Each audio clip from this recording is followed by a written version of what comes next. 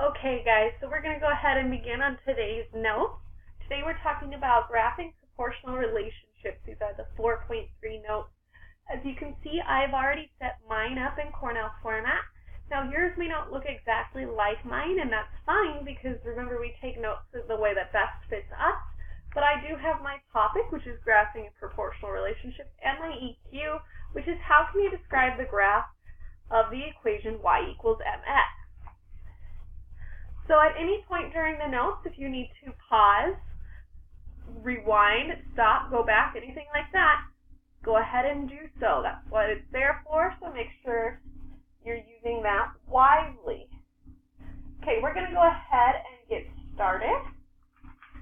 So very first on the note page, we have a new key idea. Now if you look, that key idea is direct variation. Now this is not one of the vocab words that we glued in with the flashcards, so we're going to make sure we go over this today.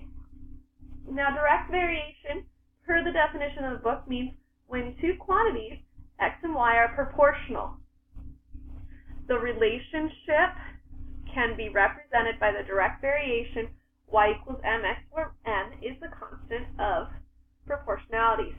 Basically what it's telling us is that since x and y are proportional, okay, proportional is kind of our big word here, so I'm going to go ahead and box it, make it kind of stand out, that because they're proportional, they can be represented by this constant, which is m. And basically that means that x and y are related. And every time x moves up, y also moves up. And every time x goes down, y also goes down. They're directly related. They affect each other. So x, remember, is always our independent variable. Okay. And y is always our dependent variable. So you might be asking, why are we talking about this with slope? Well, you may recognize the formula looks just like our slope formula minus the y-intercept, and that's because our slope formula has direct variation, and x and y are always related. Now, a direct example of direct variation would be how much a person makes when they're working. A person for every hour gets paid a certain amount, and as they work more, they make more money, right? And if they work less, they make less money. That's a direct variation example. The constant in that example would be whatever they got paid. So if a person was paid $8.50 per an hour, the constant is what they got paid. So let's go ahead and move on to our next section, which is example 1. Now, if you need to pause and you're not ready to go on, go ahead and do so. I'm going to go ahead and chunk my text and draw a line at this time since we're moving from our definitions into our examples. So I've drawn a nice little line to chunk my text, and now I'm moving my notebook up so I can move on to my example. Once again, if you need to pause or rewind, do so at any time. So we're going to start with example 1 from the textbook. Now, example 1 from the textbook says the cost y in dollars for x gigabytes of data on an internet plan is represented by y equals 10x. Graph the equation and interpret the slope. So I'm going to write that problem for us right now so that way we can see it, and then I'm going to go on and graph the equation. So the problem, once again, is the cost y in dollars for x gigabytes of data on an internet plan is represented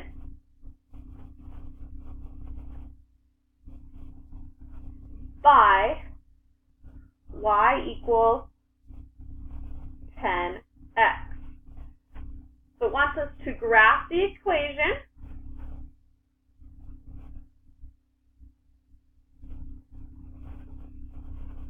and interpret the slope.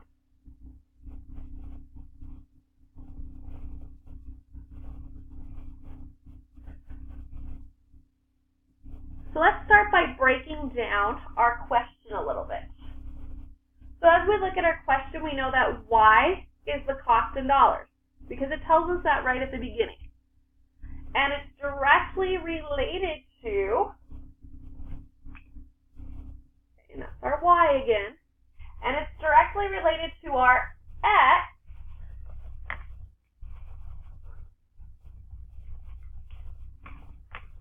which is the amount of internet they get, the gigabytes they get. Gigabytes is how much internet they get. Okay? Now our equation is y equals 10x. So there's a couple ways you could graph it. We could follow the way Ms. DePoo just showed us, and we could plan it out as y equals 10x.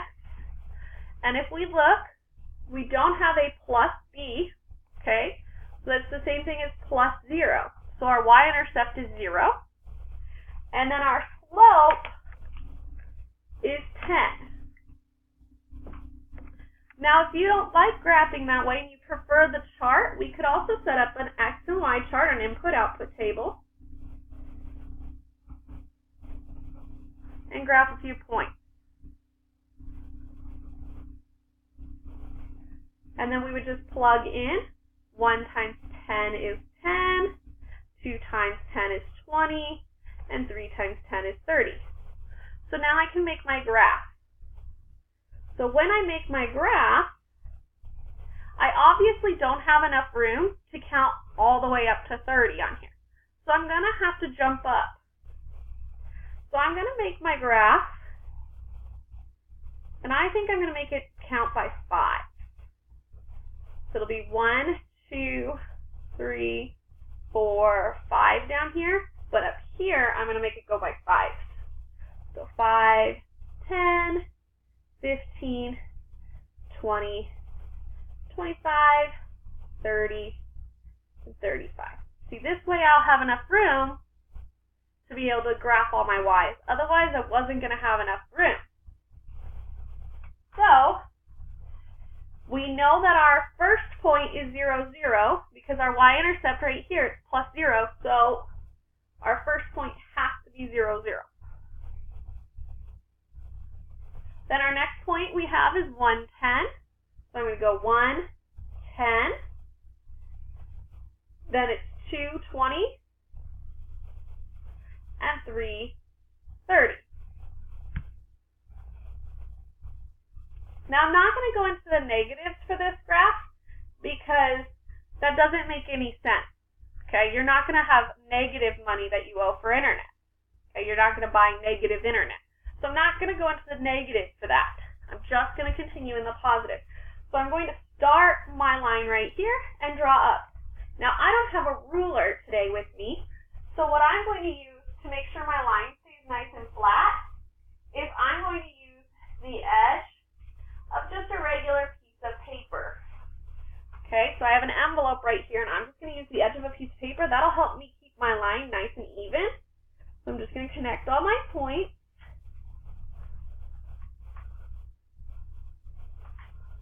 And I'm just going to draw my line through.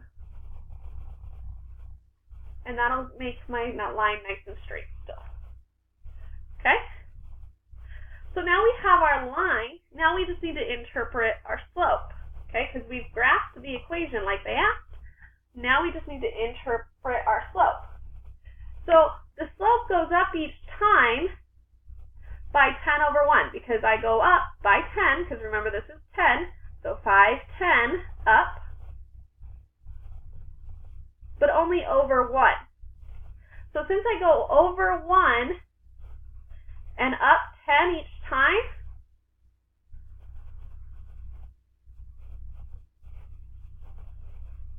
that means my slope, my m, is 10 over 1, which means my slope is 10. Okay? Now, since we know that y represents the cost in dollars, our slope is $10. So basically, for every gigabyte I buy, it goes up $10. Make sense?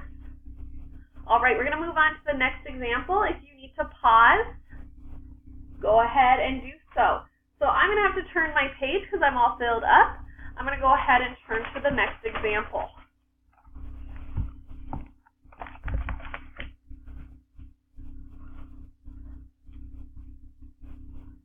Okay, and I'm going to draw my line. Now, it is another example, so I would chunk, but since I'm starting a new page, I'm not going to draw a new chunk line because I don't need to. So my next example, example 2, wants me to write an equation for direct variation. So example 2 wants me to write an equation. It says the weight y of an object on Titan, one of Saturn's moons, is proportional to the weight x of the object on the Earth. An object that weighs 105 pounds on Earth would weigh 15 pounds on Titan. So we have to make an equation to represent this. Okay, so A wants us to make an equation. So we know, let's first start by writing what we know. We know that the weight y is an object on Titan. So y equals the weight of an object on Titan.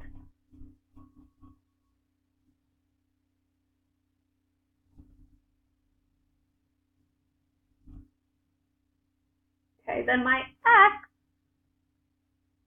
equals the weight of an object on Earth.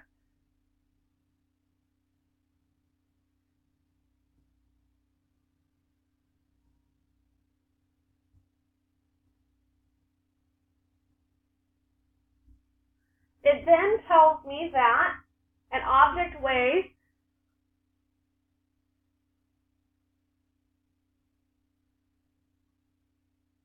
105 pounds. Pound sign is LB. It weighs 105 pounds on Earth and 15 pounds on Titan.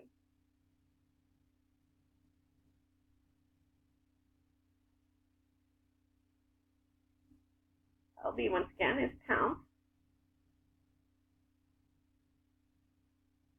So now we have to find the equation. And to do that, we have to figure out the relationship. So we know our general equation is y equals mx. And in this, we know what our y is and we know what our x is. If we look, our y is the weight of the object on Titan. And since the weight of the object on Titan is 15 pounds, we'll plug in 15 for y. Then our x is the weight of the object on Earth. And since the weight of the object on Earth is 105 pounds, we'll plug in 105 for x. So now I'm going to go ahead and plug them in. So that's going to be 105 for x and 15 for y.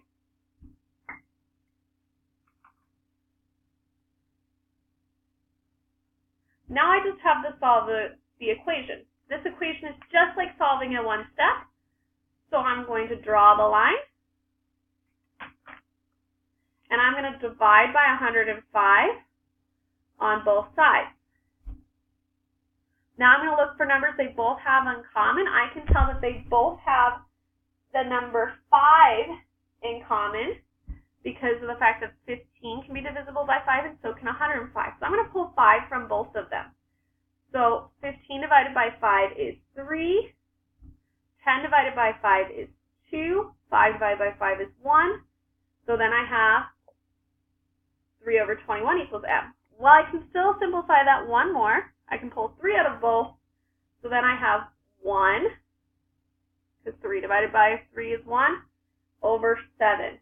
And that gives me my slope.